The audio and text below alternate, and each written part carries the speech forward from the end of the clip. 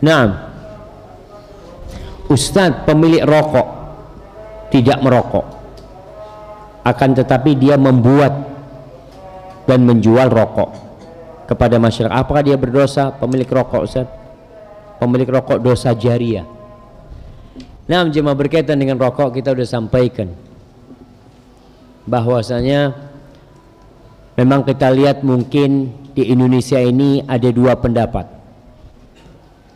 Satu mengatakan haram, yang satu tetap bersikukuh mengatakan makruh. Tapi kalau orang mau mendalami tentang rokok, insya Allah bila dia tidak mengikuti hawa nafsunya, dia melihat kepada dalil-dalil syariat, dalil-dalil agama, kemudian dia melihat kepada bahaya rokok itu sendiri, semoga dia sampai kepada kesimpulan bahwasanya rokok memang sudah nggak boleh lagi, sudah haram hukumnya. Dan pemerintah kita pun sudah berulang kali menulis, bukan menulis, bahkan diwajibkan menuliskan dalam bungkus rokok, di iklan rokok, rokok membunuhmu. Tapi yang jadi masalah itu nggak dibaca sama orang. Maka berusaha kita untuk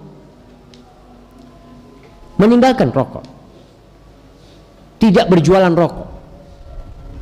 Sudah ada yang sodakoh rokok, sodakoh rokok, fadl, tafadhal, wahid, fadl. Kalau dia sakit batuk-batuk, afwan, antum cuma bilang afwan, karena jelas-jelas rokok ini membawa pada penyakit. Insya Allah tidak ada khilaf di antara dokter, walaupun ada dokter yang masih merokok, tapi tetap dia tahu rokok itu berbahaya. Maka kalau bicara orang yang jual rokok, maka dia membantu orang itu melakukan sesuatu yang dibenci sebenarnya. Maka jangan jualan rokok sudah. Dan anak heran kalau kita masuk ke beberapa minimarket ditanya, antum mau tambah rokoknya, Pak? Tambah rokoknya, tambah pulsanya atau apa? Maka berusaha jemaah kita untuk meninggalkan rokok. Sudah saatnya orang-orang barat jemaah, orang-orang kafir itu sudah membuat aturan yang ketat sekali tentang rokok. Bahkan di Singapura itu harganya rokok itu 10 kali lipat dari yang di Indonesia. Jadi kalau di sini 20.000, di sana bisa 200.000 harga. Untuk apa? Untuk mencegah orang rokok, supaya berhenti orang rokok. Nggak ada manfaatnya. Buat negeri kita pun kalau bicarakan, oh cukainya masuk ke negara, cukai masuk ke negara, tapi negara harus ngobatin orang-orang korban rokok itu, dan itu lebih besar daripada manfaat dari cukai yang diterima. Akhirnya itulah nggak barokah penghasilannya, akhirnya lari kepada orang-orang yang berpenyakit. Rumah sakit ini di Jember kemarin ada yang menyebutkan karena sudah mau bikin divisi khusus untuk tentang rokok ini, tentang orang yang asma, apa istilahnya gitu, yang perokok sudah asma, kemudian lebih parah dari itu jemaah, gara-gara rokok sebenarnya. Nah, apakah hukumnya menceritakan maksiat kita dahulu sebagai ibrah atau pelajaran terhadap orang lain?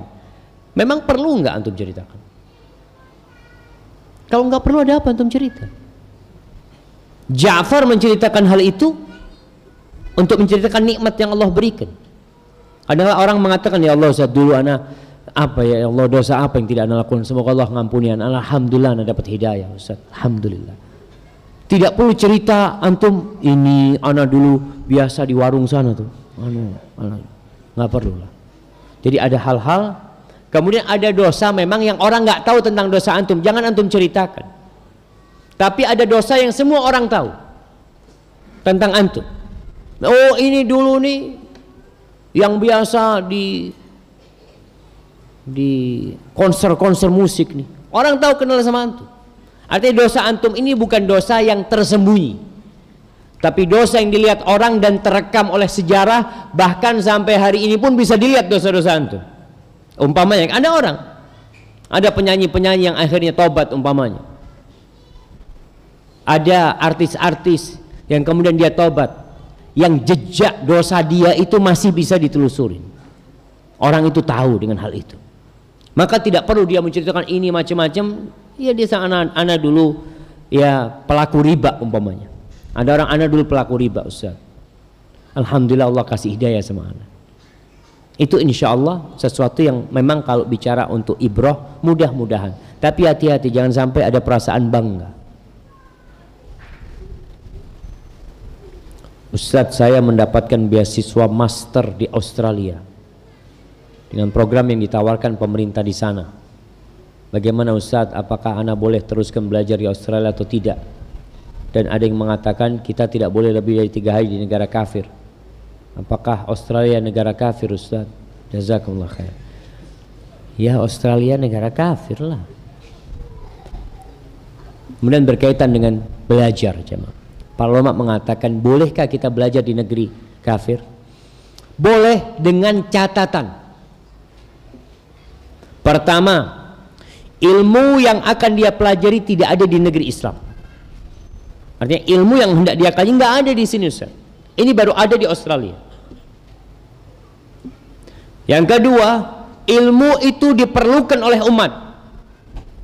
Sehingga berangkatnya antum ke sana memang untuk memberikan manfaat buat umat, bukan untuk pribadi antum. Nanti anak berangkat ke sana, ilmu itu anak akan bawa Ustaz, sehingga nggak perlu lagi orang nanti berangkat ke Australia. Sudah belajar di Jember aja nanti. Karena ilmunya sudah anak bawa ke sini. Kemudian yang ketiga, dia memiliki modal keimanan yang kuat dan ilmu yang cukup, sehingga dia tidak terpengaruh dengan kondisi di sana. Wallahi jamaah, ya anak nggak pernah ke Australia dan anak nggak kepingin ke Australia. Berulang kali anak diminta udah datang ke Australia, aduh jazakallah khair lah, anak di Indonesia udah cukup. Di situ antum tidak, kamu kan memandang kepada kelebihannya, itu seharusnya dilanjutkan memandang kelebihannya. Begitu pula seorang suami, perempuan itu banyak kekurangan jamaah, bahkan diciptakan dari tulang rusuk yang bengkok. Jadi tugas seorang suami adalah menerima wanita apa adanya sambil memperbaiki dia. Istri pun seperti itu, terima suaminya apa adanya, sehingga kehidupan rumah tangga akan diridhai Allah Subhanahu wa taala. Kalau jadi sombong akhirnya ya nanti dia akan mendapatkan azab yang pedih pada hari kiamat. Ustadz, saya memiliki kakak kandung yang menderita tunarungu atau bisu tuli. Kakak saya ini memiliki 2 anak yang masih kecil-kecil. Selama ini suaminya bermaksiat dan berselingkuh dengan perempuan lain, hingga akhirnya terjerat kasus dan dipenjara.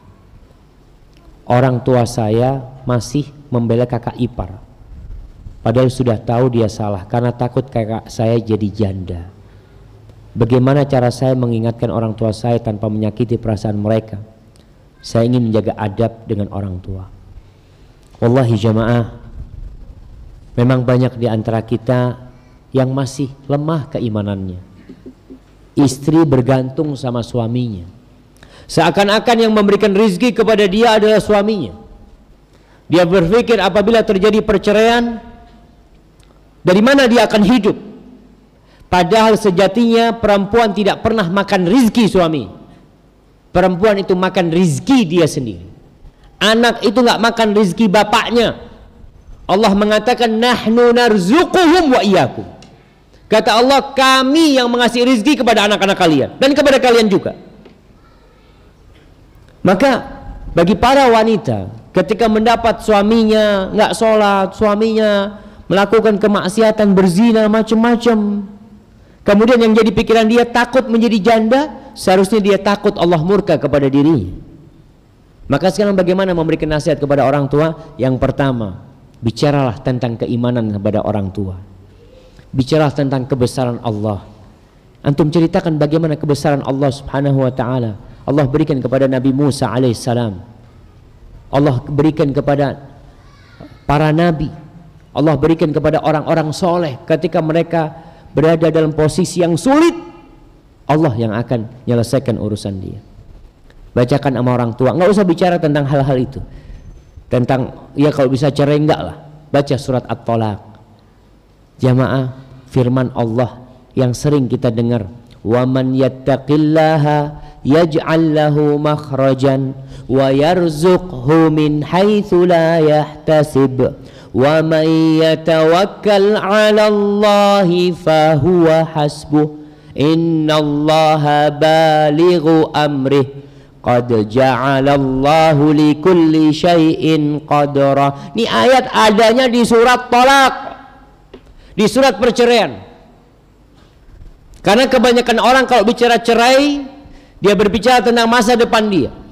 Kalau dia seorang wanita, dia akan menjadi janda. Kalau dia punya anak, dia akan berpikir bagaimana masa depan anaknya.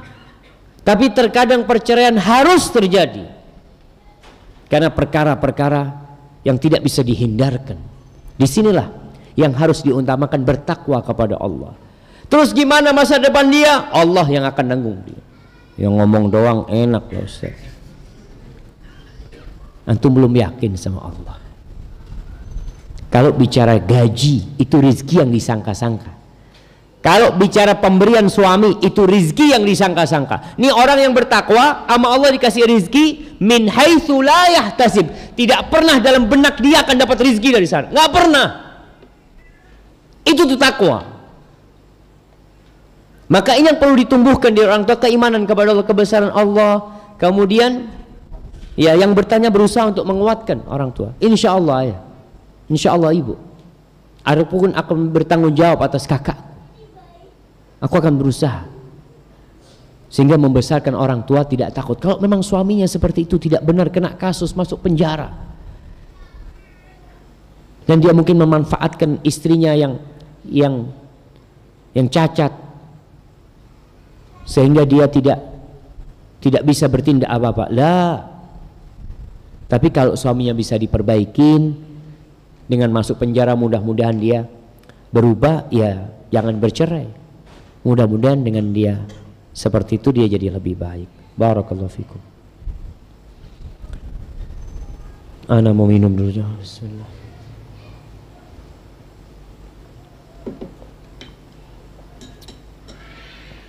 Assalamualaikum. Waalaikumsalam. Ustadz, mohon nasihat. Saya bekerja dan ditawari untuk promosi, naik tingkat. Sementara ini belum saya kasih jawaban karena ada kekhawatiran di benak anak, takut malah tidak ada waktu untuk kajian, menuntut ilmu dan kekhusyuan beribadah. Dikarenakan di pekerjaan yang sekarang lebih banyak menghadapi masalah-masalah, tekanan kerja yang lebih berat ketika menempati posisi itu.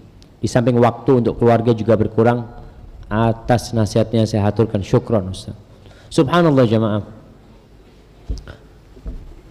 Seakan-akan antum sudah menjawab pertanyaan antum sendiri. Antum akan kehilangan banyak kebahagiaan antum. Mungkin antum hanya akan mendapatkan gaji yang lebih besar. Masya Allah. Ishhad syabab. Ada mekanik yang betulin pintu di sana. Artinya kalau bicara kebahagiaan, wallahi jamaah, ada seorang yang cerita sama Ustadz, anak ini setahun garap proyek besar itu 3. Ada tawaran ke-4, ke-5, ke-6, anak tolak. Karena anak takut nggak mampu kalau sudah ngurusin proyek ini itu macam-macam. Akhirnya banyak kebahagiaan anak yang hilang. Waktu dengan keluarga hilang dengan mereka. Kemudian yang ada beban pikiran buat dia. Maka anak rasa antum jangan terima. Antum kalau mau cari penghasilan lainnya, mungkin tambah kerjaan lain yang tidak jadi beban buat antum. Kecuali dipromosikan ada jabatan yang dengan jabatan itu insya Allah anak bisa membela agama Allah di sana. Boleh antum. Jadi antum mengorbankan kebahagiaan antum untuk Allah Jalla Jalaluh. Tapi kalau antum mengorbankan kebahagiaan antum sama keluarga, menuntut ilmu hanya untuk keinginan pribadi, maka kayaknya jangan. Antum minta maaf sama mereka, cukuplah ini sebagai kerjaan antum, dan semoga Allah memberikan yang lebih baik daripada apa yang antum tinggalkan. Karena pertimbangan antum bukan pertimbangan dunia, tapi pertimbangan yang lebih kepada akhirat insyaallah. Assalamualaikum Ustaz. Waalaikumsalam. Saya mau bertanya, yang dimaksud orang memiliki perut buncit termasuk zalim itu bagaimana Ustaz? Ana nggak paham sih, dimaksud orang memiliki perut buncit termasuk zalim. Apakah orang yang memiliki perut buncit itu zalim jamaah? Ya belum tentu jamaah. Tapi memang di antara tanda-tanda kiamat itu nanti banyaknya orang-orang sumna, orang-orang yang gemuk, yang kerja cuma makan, ya seperti itu. Dan kalau bicara orang buncit itu zalim, mungkin dia menzalimi dirinya sendiri ketika dia tidak perhatian dengan kesehatan dirinya. Tubuh kita ini punya hak. Seperti orang umpamanya terus dia makan gaji, daging macam-macam, padahal dia itu punya riwayat darah tinggi, dia nggak peduli, tahu-tahu stroke. Penyakit itu dari mana? Kan dari antum sendiri. Jadi kalau bicara orang perutnya buncit itu, ana nggak tahu kalau dia zalim. Mungkin maksudnya menzalimi diri sendiri karena akhirnya ya males beribadah umpamanya jamaah. Barakallahu fikum. Nah, Ustadz, ana bekerja sambil kuliah. Ini terakhir, pertanyaan terakhir. Per bulan dapat gaji di bawah UMR. Katanya udah diganti UMR jamaah. Jadi UMK. Iya. UMR, upah minimum regional. Mohon nasihat dari antum supaya ana yakin dengan rezeki yang Allah jamin. Karena kadang ana merasa kurang. Masya Allah. Kalau bicara kurang jamaah, manusia itu antum kalau digaji 10 juta, ana yakin antum kurang. Karena Rasulullah SAW mengatakan, lau utiya ibnu Adam wadin min zahab. Andai kata anaknya Adam itu dikasih 1 lembah full isinya emas. Apa? Alhamdulillah cukup sudah. La tamanna lahu thaniya. Dia akan berharap dapat 2. Padahal kalau bicara cukup enggak jamaah sebenarnya. Antum enggak habis dimakan itu. Untuk berapa tahun enggak habis. Tapi nafsu itu tetap ingin 2. Dikasih 2 ingin 3. Enggak ada yang bisa bikin puas manusia itu kecuali tanah mati. Jadi kalau bicara cukup, kita enggak akan cukup dengan berapapun. Yang perlu kita lakukan bagaimana menjadikan hati kita merasa cukup. Merasa cukup. Bagaimana caranya? Ridha dengan pemberian Allah. Rasul sallallahu alaihi wasallam mengatakan, irda bima qasamallahu lak takun aghnan nas. Ridhalah engkau dengan apa yang Allah berikan kepadamu, engkau akan jadi orang paling kaya sedunia ini. Walaupun gajinya di bawah UMR, tapi dia ridha. Perkara antum enggak, Ustaz, ana pengen usaha lebih banyak, tafadhol. Tapi yang perlu ada pada diri antum perasaan ridha, merasa cukup dengan pemberian Allah Subhanahu wa taala. Seorang perempuan yang suaminya datang kepada dia mengatakan, istriku gajiku hanya 600.000. Tolong dicukupkan. Kata istrinya, siap bang. Kira-kira cukup enggak? Cukup. Dia sehari suaminya diajak puasa Daud. Bang, papanya, karena duitnya nggak cukup, kita cukupkan, makan 2 kali, Bang. Dia merasa ya udah ini yang aku miliki. Namun jemaah perlu diketahui bahwasanya seorang mukmin itu bukan berarti hidup miskin. Merasa cukup itu bukan berarti dia hidup miskin. Tidak. Silahkan untuk bekerja. Rasul sallallahu alaihi wasallam mengatakan, ihris ala ma yanfa'uk. Bersemangatlah engkau, bersungguh-sungguhlah untuk meraih semua yang bermanfaat buat engkau. Kalau kekayaan bermanfaat, berusaha engkau cari kekayaan. Tapi hati tetap bukan berambisi dunia. Hati tetap ridha. Hari ini alhamdulillah Ustaz, alhamdulillah hari ini cuma dapat 7 juta Ustaz. Alhamdulillah. Biasanya 12 juta. Iya kan? Dia enggak 12, alhamdulillah 12 juta karena 7 juta. Dulu 600.000 bersyukur dia. Tapi karena dia penghasilan sudah besar, akhirnya dia merasa itu kecil. Tapi niatkan lillahi ta'ala. Ambisinya tetap akhirat. Jadi perasaan ridho cukup itu bukan menghalangi antum untuk buka usaha baru. Ada orang mamanya udah kerja, dia masih sore bekerja lagi. Bukan antum ini orang nggak bersyukur. Bukan bersyukur. Anak ingin meraih sesuatu yang bermanfaat. Dan seorang muslim yang kaya raya dan bertakwa kepada Allah, insya Allah akan lebih besar manfaatnya daripada seorang muslim yang miskin yang nggak bisa membantu orang lain. Antum ingin menjadi orang yang kata Nabi SAW, ahabun nas ilallahi anfa'uhum linnas, au khairun nasi anfa'uhum linnas. Orang terbaik, orang yang paling cintai Allah, yang paling bermanfaat buat orang lain. Jadi perasaan cukup itu harus ada. Tapi kalau memang enggak, ini gajinya ya alhamdulillah anak cukup, tapi anak ingin lebih supaya anak bisa berangkat umroh, anak ingin menabung untuk menikah, silahkan. Tapi perasaan ridho dengan pemberian Allah, itu yang membuat antum akan jadi orang kaya. Man kana aminan fi sirbihi, kata Rasul sallallahu alaihi wasallam. Ini sebagai penutup, barang siapa yang merasa aman di tempat tinggalnya, mu'afan fi jasadihi, sehat badannya, indahu qutu yaumihi, dia hari itu punya yang dimakan hari itu, bukan besok. Hari itu dia punya, alhamdulillah anak yang punya makan hari ini untuk makan malam ada. Besok pagi wallahu a'lam dia punya yang dia makan hari itu.